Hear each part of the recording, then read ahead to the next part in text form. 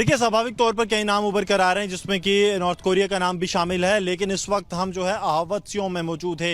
ये इलाका जो है ये सरहदी इलाका पड़ता है और यहाँ पर आप देखिए कि हमास की बमबारी से कितना ज़्यादा नुकसान हुआ है। गाड़ियाँ, घर पूरी तरह से क्षतिग्रस्त हो गए हैं। मैं विजय सुरेंद्र शाह से कहूँगा कि इस तरफ भी अगर आपको दिखा पाएँ तो यहाँ पर आप देख पाएंगे कि किस तरह से मंजर जो है आतंक, हमास के आतंकियों के यहाँ पर दिखाई देता है। एक जो शेल है वो वहाँ से दागा गया और आप देखिए किस तरह से ये गाड़ी पूर्ण तौर पर क्षतिग्रस्त हो गई है। शीशे जो हैं गाड़ी के टूट गए हैं और न सिर्फ ये गाड़ी पर, यहाँ पर आकर जो है ये शेल गिरा था। आप देखिए कि यहाँ पर पूरा एक गड्ढा जो है वो बन गया है, जो शेल के यहाँ पर गिरने से, यानी कि जो रॉकेट दागा गया था वो यहाँ पर गिरता है। इसके घर में जो लोग मौजूद थे वो भी घायल हुए हैं और घर के अंदर की अगर हालात आप देखेंगे तो सिर्फ आपको कांच के टुकड़े मिलेंगे जो गिर गए हैं पूरी तरह से। घर के शीशे पूरी तरह से टूट चुके हैं। घर के अंदर जो सामान था उसको भी क्षति पहुंची है। जो लोग यहाँ पर थे उन्हें नुकसान पहुंचा है। घर की छत पूरी तरह से, जो बाहर की छत थी वो आप यहाँ पे देखेंगे तो गिर गई है। ये छत पे जो लकड़ी लगी थी वो गिर गई। बाकी सामान आपको नीचे दिख जाएगा।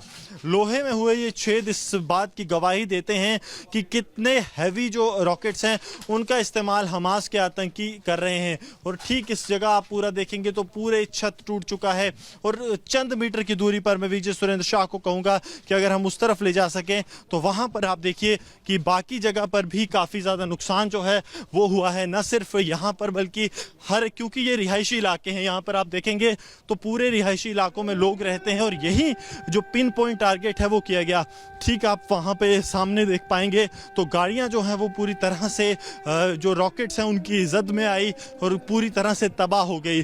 कोशिश ये थी कि ज़्यादा से ज़्यादा नुकसान जो है वो किया जाए हमास के आतंकियों की तरफ से और तभी लगातार जो रॉकेट्स हैं वो दागे गए। ये देखिए, ये गाड़ी यहाँ पर खड़ी थी और सीधा रॉकेट इसके ऊपर आकर गिरा है, जो बताता है कि किस तरह पिन पॉइंट टारगेट जो है वो सिविलियन एरियाज को किया गया। कोशिश हमास के आतंकियों की ये थी कि ज़्यादा से ज़्यादा नुकसान जो है वो पहुँचाया जाए और उसमें कहीं ना कहीं वो सफल भी रहे जब सिविलियन इलाकों को उनकी तरफ से निशाना बनाया गया।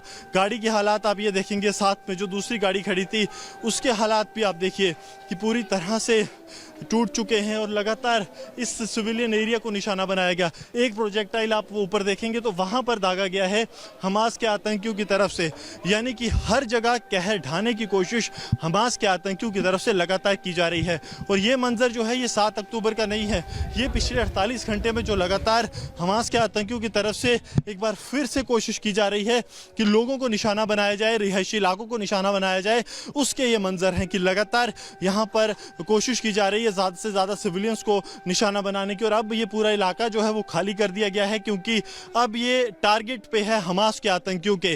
तो ये मंजर आपको लगातार ग्राउंड जीरो पर दिखाई देंगे जब हमास और इजराइल के बीच भीषण युद्ध जारी है। लगातार इजराइल की तरफ से हमास के बड़े कमांडर्स को ज़रूर मार गिराया गया है, लेकिन हमास अभी भी ये कोशिश कर रहा है कि ज़्यादा से ज़्यादा नुकसान रिहायशी इलाकों और ख़ासतौर पर आम नागरिकों को पहुँचाया जाए जो यहाँ पर रह रहे हैं, ताकि ज़्यादा से ज़्यादा जो लोग हैं वो मारे जाएं। ये कोशिश अब हमास के आतंकियों की यहाँ पर ग्राउंड जीरो पर है, क्योंकि उन्हें ये बात पता है कि अब विश्व के सभी जो देश हैं, जो शांतिप्रिय देश हैं, वो आतंक के खिलाफ इकट्ठा हुए हैं। अब वो चाहते हैं कि ज़्यादा से ज़्यादा नुकसान जो है वो कर लिया जाए, क्योंकि हमास को ये बात पता है कि अब विश्व शक्तियों के इकट्ठा होने के बाद उसका अंत निश्चित है।